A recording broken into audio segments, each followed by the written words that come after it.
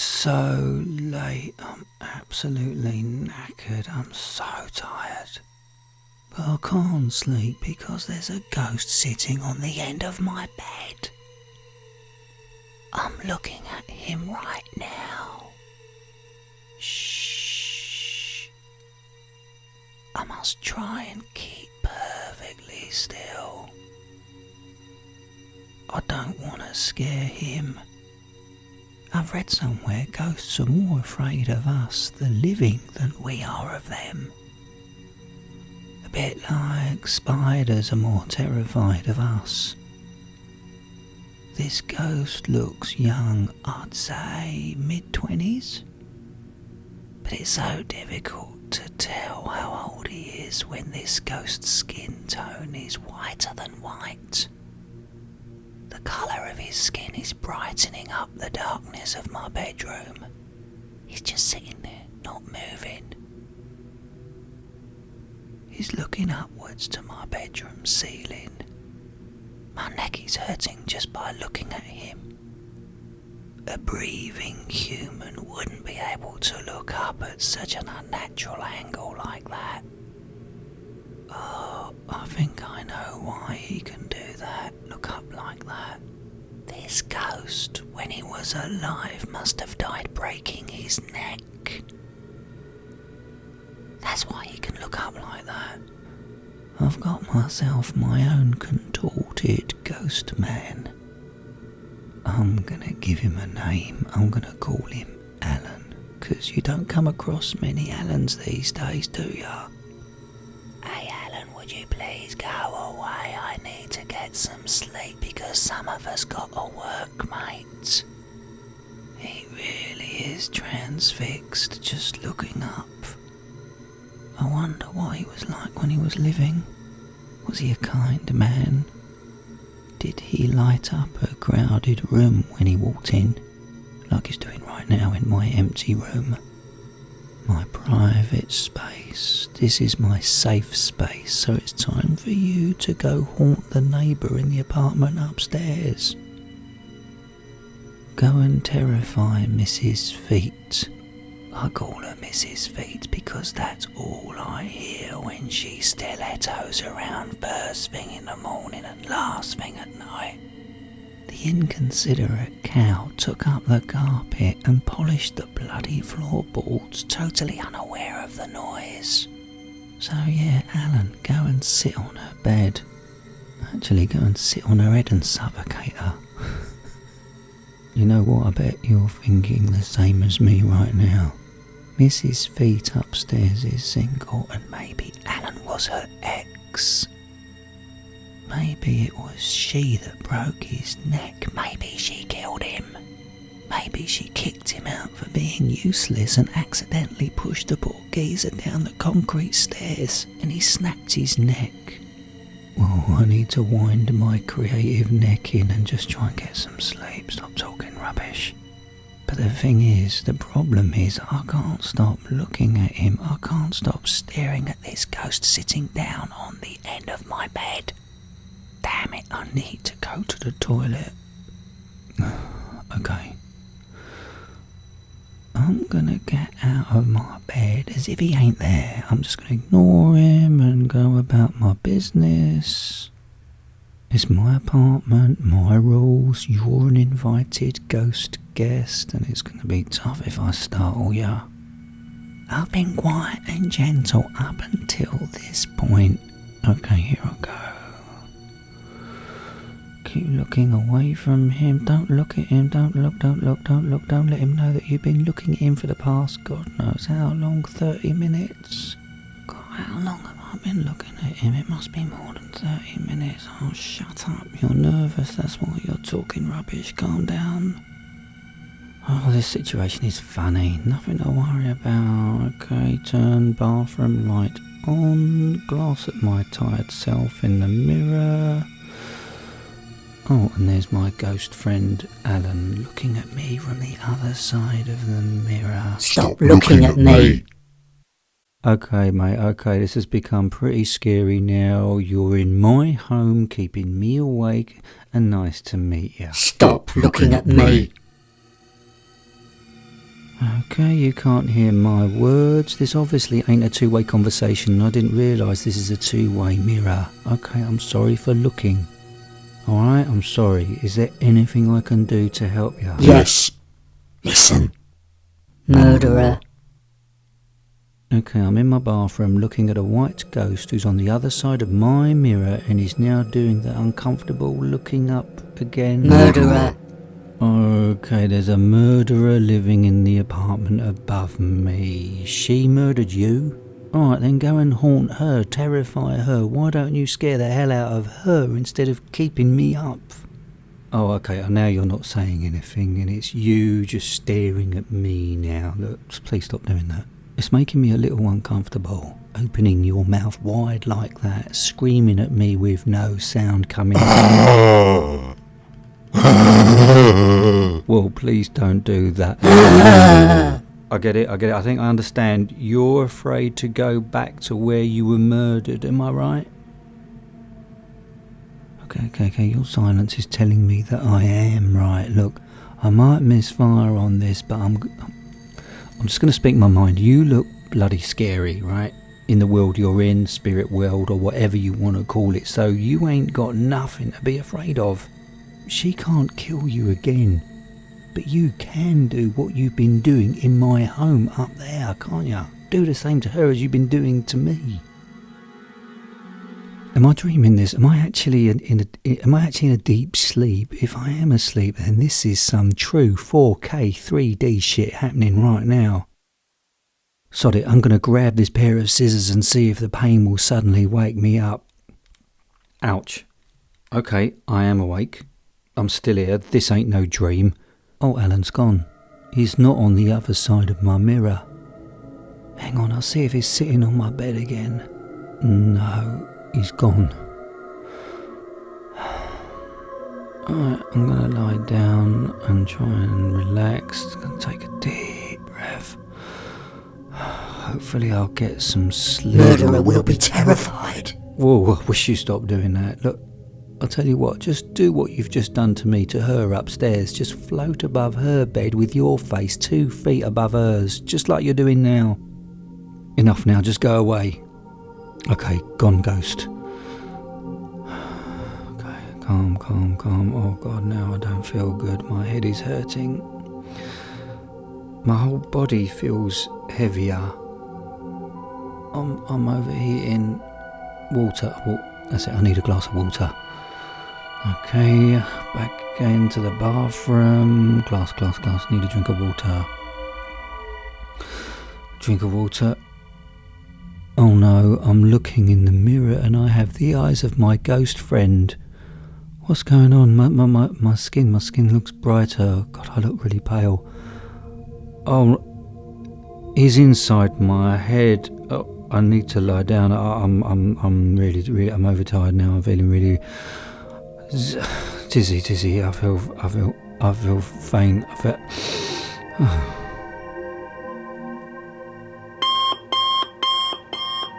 Oh Christ! Time to get up.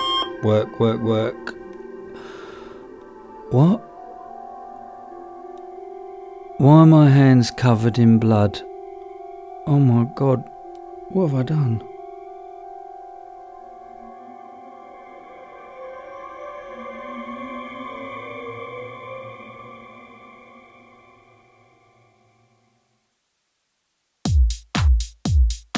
I really wasn't in the mood for a party. I just had that feeling something bad was going to happen, and I'm usually right. I just wasn't feeling sociable. I expected to be bored. I expected mundane conversations. I expected to leave early, enjoy a better buzz in McDonald's. Oh, God, I really misfired. I'm in an awesome party, laughing with wonderful people, enjoying this great atmosphere. I even had a dance, and I never dance. Yeah, there's a couple of people who just talk at you without asking any questions that I've managed to avoid, but I love surprises like this, like enjoying a night out when you expect the worst. My mood's been lifted. Just talking and having a laugh with people face to face has really lifted my spirits. Nothing bad has happened so far. My sensitivity, anxiety, spiritual part of me got it wrong for once. Oh, it's getting hot in here. It's getting a little claustrophobic. I have to get some fresh air outside.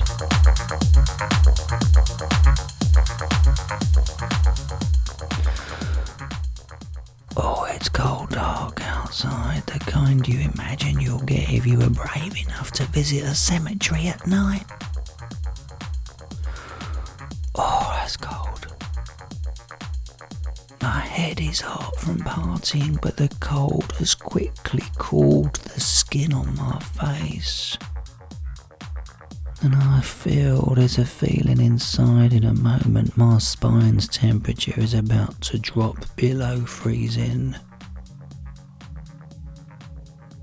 Oh, I find gardens at night really creepy. Not the park close to the house, I'm referring to the area furthest away. My imagination is giving me ideas I'd rather not think about. Like there's nasty witches and scary monsters watching and waiting for me to wander into their secret world in the dark. And of course, during the day it's just a beautiful garden. But now, here in the outside, in the cold outside, away from the music and fun, I presume I'm alone. And I feel confident nothing's going to scare me or creep me out, and I'm going to face my fear. And you know what? I'm going to walk into the black dark towards the back of this stunning, almost fairy tale garden. I'm not afraid, and if there's something bad here, just bring it. I feel good, I feel strong, I can cope with anything. The dancing beats have stopped now, that's how big this garden is. I can't hear anything, it's just dead quiet. It's weird, I thought I'd come across maybe some lovers being intimate, but no. It's a bit odd, I guess the cold has kept everyone in the party warm. No sounds. Not even from insects or animals. This really is the dead of night. Cold, dark, still air. If the world suddenly came to an end and everyone disappeared, this is what the last man standing would feel like right now. I am the last man standing. I noticed fear has dropped away from my shoulders. Inside my head's relaxed, calm, and I'm enjoying this deep silence. I'm not alone. I'm sure there's something in front of me at the very bottom of this garden. I haven't heard anything, I haven't seen anything, but trust me, I just know. I can sense there is something. Something in front. I'm just going to carry on walking. I'm going to let it know I'm not scared. Let it know that I am fearless. A few long moments pass. And there they are. There's a person standing at the bottom of this garden. They have their back facing me. Their body shape is of a woman. Thin frame, blonde, short hair. I don't need to disrespect this moment and kill the dark with the light from my cell phone, because this stunning girl's white dress is giving off just enough light for me to see. She's just standing there looking into the dark forest. I stop walking, being aware of this stranger's personal space. I'm expecting her to hear me and turn around and say hello. Oh, she is slowly turning around. Wow. Pale skin, blonde hair, gentle red lips. Her eyes. She hasn't got any eyes. Where her eyeballs should be is just dull white. I'm looking at beauty and bloody frightening. I'm not going to say anything, there's no need. She's making a small smile, and now she's slowly walking to me. She's opening her arms wide to embrace me in a welcome hug, and I just go with it, no sounds, just silence. The closer she gets, I notice just how gorgeous and stunning she is. She's slightly shorter than me, and hang on. There's something familiar going on here. I can feel her hugging me. Her smell, I know this smell, that perfume, that perfume used to send me wild. I break her hug and I'm now looking at her face again. I know you, I whisper. She smiles again. She was my first girlfriend from years back, my first love. I mean, many years ago. In my head I'm thinking, what the hell happened to your eyes? But I don't say what I'm thinking. She's moving again to hold me. I feel tears falling down my face. I'm crying because the sweet, passionate memories have come flooding back. She hasn't been in my head for so long, and now those long forgotten episodes of my teenage life has returned as if they're happening now. I feel really vulnerable. I feel really weird. She's hugging me again and she's just gently kissed my left cheek. I'm now just standing and I'm just staring. She slowly moves her hand to wipe away the tracks of my tears. I'm not thinking about anything else. I'm not questioning what, why or how. I'm just in this moment. She slowly turns around and walks into the forest behind the garden. As she leaves me standing, the light from her white dress disappears with her. I think about following, but my legs won't move. After a time of soaking up what just happened in this garden, I need to continue to be alone and leave the brilliant party without the endless goodbyes. The next day in the late morning, I get a Facebook message from a stranger telling me an old friend had passed away. And yeah, I knew who. My first girlfriend died quietly during her sleep last night. She just wanted me to know I was the very last person she thought about before her sweet heart stopped beating.